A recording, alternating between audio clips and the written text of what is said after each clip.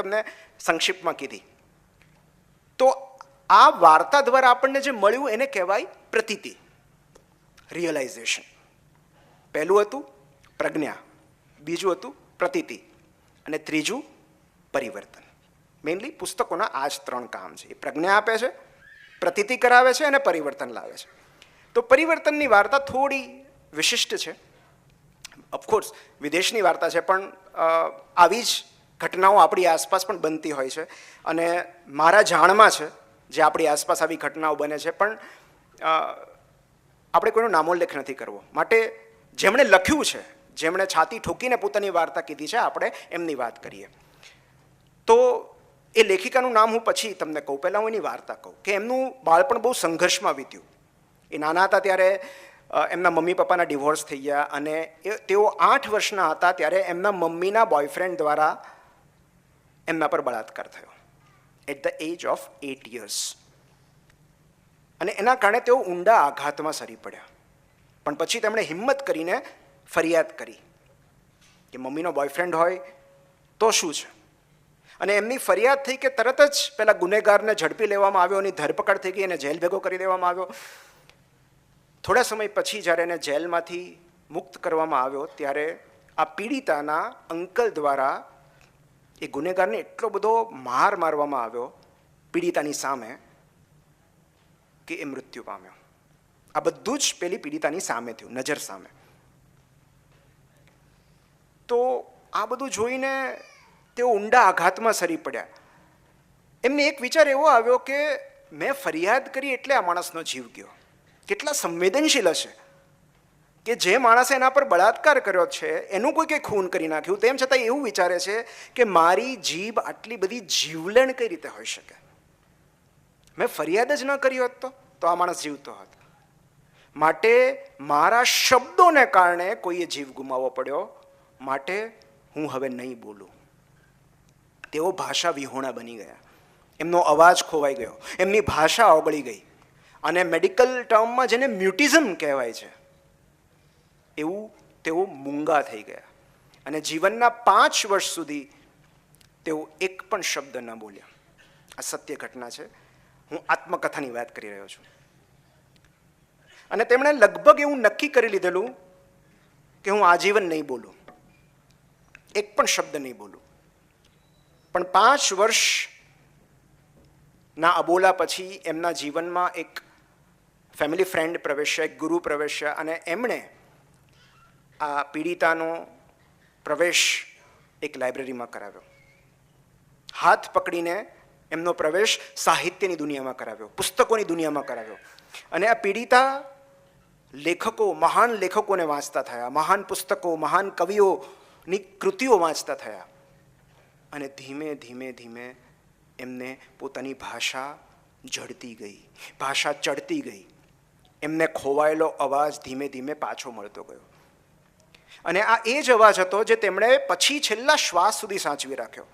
કારણ કે આ એ અવાજ હતો જે રંગભેદની નીતિ અને અન્યાય સામે ઉઠેલો, જે સમાન નાગરિક ધારા માટે ઉઠેલો, જે અસંખ્ય દીકરીઓ માટે ઉઠેલો. એમને પોતાને કોઈ દીકરી નહોતી, પણ અસંખ્ય દીકરીઓએ એમને પોતાની માનદ માતા ગણેલા. વિશ્વ સાહિત્યમાં આજે પણ જેમનું નામ આદરભેર લેવાય છે એવા આ કવિયત્રી, લેખિકા એટલે માયા એન્જેલુ. અને માયા એન્જેલુનું આ આત્મકથા જેનું નામ છે આઈ નો વાય ધ કેજ્ડ બર્ડ સિંગ્સ. પિંજરામાં પૂરાયેલું પંખી શું કામ ગાય છે એ હું જ જાણું છું. અને હકીકતમાં આ તમે આત્મકથા વાંચો તો રૂવાડા ઊભા થઈ જાય. એકચ્યુઅલી આનું જે શીર્ષક છે એમની એક બહુ પ્રખ્યાત કવિતા છે, તમે વાંચ્યો તો કેજ્ડ બર્ડ. અને હું તો એવું કહીશ કે દરેક સ્ત્રીએ આ કવિતા વાંચવી જોઈએ. કેજ્ડ બર્ડમાં એમણે એવા 2 પંખીની વાત કરી છે. એમાં એક પંખી છે જે મુક્ત છે, ગગનમાં વિહરી શકે છે, કોઈ પણ ડાળ પર બેસી શકે છે, મન ફાવે ત્યાં જઈ શકે છે, ઉડી શકે છે. એ ગાય છે. બીજું પંખી એવું છે જે પિંજરામાં પૂરાયેલું છે, જેની પાંખો કાપી નાખવામાં આવી છે, જેના પગ દોરી વડે બાંધી દેવામાં આવ્યા છે, અને તેમ છતાં આ પિંજરામાં રહેલું પંખી પણ ગાય છે. તો જ્યારે એક પંખીને બાંધી દેવામાં આવે છે, એની પાંખો કાપી નાખવામાં આવે છે, ત્યારે એ મોઢું ખોલે છે. શું કામ? ત્યારે ફરિયાદ કે કકળાટ કરવા માટે નહીં, ગીત ગાવા માટે મોઢું ખોલે છે, કારણ કે એના ગીતમાં એક વિદ્રોહ છે, આઝાદ થવાની ઈચ્છા અને વર્તમાન સંજોગો સામે હાર ન માનવાની એક સુરીલી જીદ છે. અને માટે જ એ પંખી હોય કે સ્ત્રી, જરૂરી નથી કે એમનું ગાયન, એમનું ગીત હંમેશા એમની પ્રસન્નતાની અભિવ્યક્તિ જ હોય. ક્યારેક એ પોતાની વેદના સંતાડવા માટે ગાય છે, ક્યારેક એ પોતાનું મન મનાવવા માટે, પોતાની જાતને સાંત્વના આપવા માટે ગાય છે, ક્યારેક પોતાની જાતને ચીયરઅપ કરવા માટે ગાય છે. અને માટે એક સ્ત્રીની સૌથી મોટી ચીયર લીડર એની અંદર રહેલી ગાયિકા હોય છે, જે પોતાના દુઃખ અને પીડાનું સ્વરાંકન કરી શકે છે, એ કંઈ પણ સહન કરી શકે છે. અને માટે આ એ બતાવે છે કે જો તમે ગાઈ ન શકો તો બોલો, બોલી ન શકો તો લખો, લખી ન શકો તો વાંચો, વાંચી ન શકો તો સાંભળો, પણ ગમે તેમ કરીને શબ્દોના સંપર્કમાં રહો. કારણ કે શબ્દો એ આપણી અંદર વાવેલા, રોપાયેલા એ બીજ છે જે એક દિવસ ભાષા બનીને ઉગી નીકળશે. અને આ ભાષા જ આપણને રાહત અને નિરાંત આપશે. એક બહુ જ સુંદર ક્વોટ છે માયા એન્જેલોનું કે there is no greater agony than bearing an untold story inside us. આપણી જાતની અંદર દટાયેલી અને અકથિત રહી ગયેલી એક વાર્તા આપણને સૌથી વધારે પીડા આપે છે. માટે એ વાર્તા કહેવી જરૂરી છે, એ વાર્તા લખવી જરૂરી છે. અને લખ્યા પછી, એ કીધા પછી જે આવે છે એ પરિવર્તન છે, ક્યારેક વાંચ્યા પછી પણ આવે છે. તો બેઝિકલી આ 3 પની વાત કરી, પ્રજ્ઞા, પ્રતીતિ અને પરિવર્તન. પણ આપણે 3 પમાંથી કશું જ નથી જોતું. એક નવો જ દરવાજો જે વાંચન ખોલે છે એ મારે તમને કહેવું છે. એ પહેલાં એક નાની એવી એક્સરસાઇઝ કરી લઉં. હું એક પુસ્તકનો પેરેગ્રાફ બોલું છું અને તમારું કામ એટલું જ છે કે તમારે ખાલી હું જે બોલું છું એની કલ્પના કરવાની છે. ઓકે? તો એક પહાડ પ્રદેશ છે, સુંદર રમણીય પ્રદેશ, જ્યાં ખૂબ સરસ મજાના પહાડો છે, એક સરસ મજાનું તળાવ છે, અને ત્યાં એક યુવાન પુરુષ થોડા ઘણા બાળકો સાથે રમી રહ્યો છે. બાળકો તાળીઓ પાડી રહ્યા છે, બાળકો ખૂબ ખુશ છે, યુવાન પણ ખુશ છે.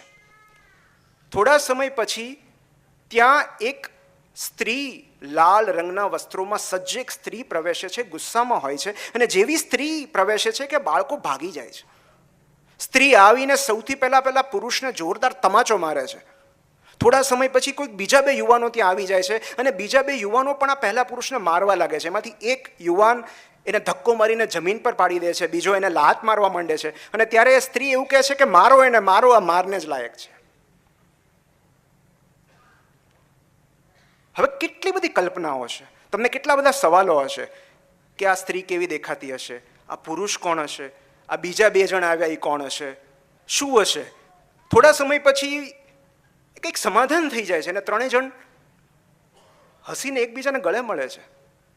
તો કેટલી બધી કલ્પનાઓ છે, કેટલી બધી શક્યતાઓ છે. મને ખબર છે કે અત્યારે તમારી ઇમેજિનેશન ચરમસીમા પર હશે, પણ હું એમ કહું કે આજે મેં કહ્યું એ ફિલ્મ 3 ઇડિયટનો ક્લાઇમેક્સ સીન હતો. તો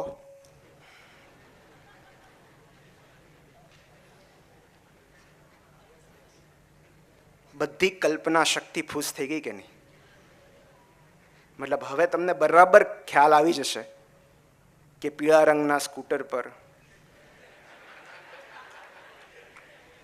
લાલ કપડામાં સજ્જ એક સન્નારી આવે છે, પોતાની હેલ્મેટ ઉતારે છે, તમાચો મારે છે અને પછી નાક વચ્ચે નથી આવતું.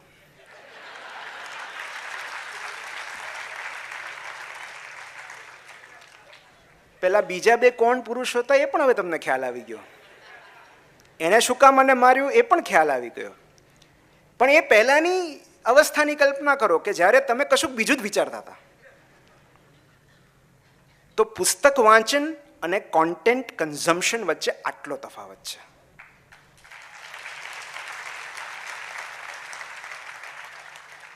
એ પુસ્તક વાંચન મેં જ્યારે કીધું ત્યારે અહીંયા જેટલા લોકો બેઠા છે એ બધાની સ્ત્રી અલગ હશે, પુરુષ અલગ હશે, એ દ્રશ્ય અલગ હશે.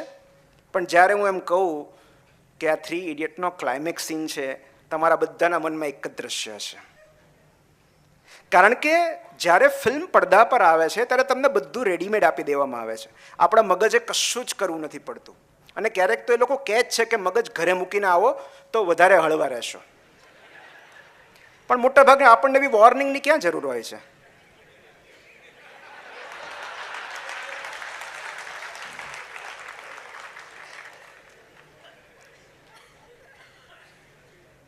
એટલે પુસ્તક વાંચનથી જે સૌથી વધારે પૂરબહારમાં ખીલે છે આપણી કલ્પના શક્તિ છે.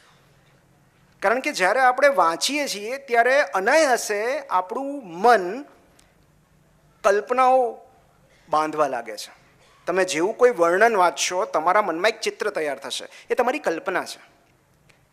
અને ત્યાં જ પુસ્તક વાંચનની મજા છે. કારણ કે જ્યારે તમે કોઈ ફિલ્મ સપોઝ હજી રિલીઝ નથી થઈ તેમાં એનો સ્ક્રીન પ્લે વાંચો તો તમારા મનમાં જે ફિલ્મ તૈયાર થશે અલગ હશે, પણ જે પડદા પર આવશે ત્યારે તમારી કલ્પના બિલકુલ એ લુપ્ત થઈ જશે.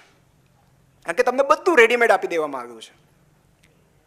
તો આપણે હંમેશા વેલ રેડ પર્સન કહીએ છીએ. કેમ? કારણ કે reading is an activity. Watching TV, watching film is a passivity. અને એક્ટિવિટી કેમ કહેવાય છે? કારણ કે જ્યારે તમે વાંચો છો ત્યારે મગજ સૌથી વધારે સક્રિય હોય છે. Reading takes enormous amount of energy, અને એટલે વાંચ્યા પછી ભૂખ લાગે છે. કારણ કે એમાં પણ કેલરી બર્ન થાય છે. તો રીડિંગ ઇઝ એન એક્ટિવિટી. તમે બીજું કશું પણ કરો એ પેસિવિટી છે જ્યાં મગજનો ઉપયોગ નથી થતો. અને એટલે જ આપણે વેલ રેડ પર્સન કહીએ છીએ, વેલ ઇન્સ્ટાગ્રામ્ડ પર્સન નથી કહેતા, કે વેલ યુટ્યુબ્ડ પર્સન નથી કહેતા. કારણ કે જે વાંચવાનું કષ્ટ લે છે એ પોતાના મગજને કલ્પનાનો ખોરાક પૂરો પાડે છે. અને કલ્પના શક્તિ જેમ વિકસે છે, જેમ ઇમેજિનેશન વિકસે છે, એમ ઘણી બધી નવી શક્યતાઓના દ્વાર ખુલતા જાય છે. પણ આપણે કલ્પના પણ નથી જોતી.